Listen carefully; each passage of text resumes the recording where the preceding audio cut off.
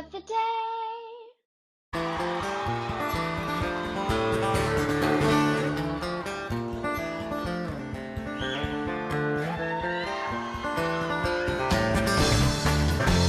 we met in a tree when we were both 19. I remember when we were standing. I remember how it felt. Hi friends, I'm Jessie, and today I'm going to tell you a little bit about my choice for Shero of the Day, the fierce folk singing activist Ani DiFranco. Woohoo! If you've never heard of Ani DiFranco, well, get ready for 21 studio albums of total righteous babe badassery.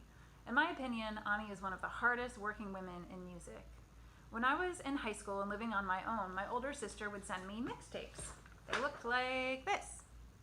And that's how I first heard about Ani DiFranco's music. She calls herself a folk singer, but it's like no folk music you've ever heard. Her music can be incredibly loud and extremely personal and totally unapologetic. Ani started busking in the streets when she was just 9 years old. Later, she toured the country playing small clubs every night, and after her shows, she'd sell merch and albums out of the trunk of her car, the car which she would later sleep in, and then in the morning drive to the next town and do it all over again.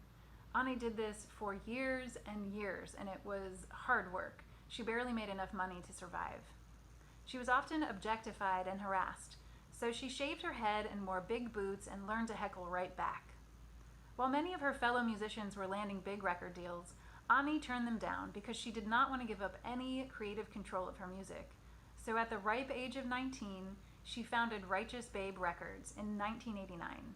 To this day, Righteous Babe is still a respected institution, giving a platform for emerging artists. Her foundation supports Ani's activism work around poverty, racism, sexism, and a lot of other bad isms. The reason I selected Ani for my Shero is because she was dropping so many revolutionary albums at a time in my life where I really needed to hear women's voices. Ani's songs are often autobiographical.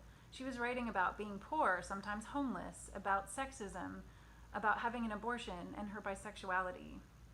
Her songs really spoke to me, and I think a whole generation of women who are trying to find their voices to share and to heal in their similar experiences.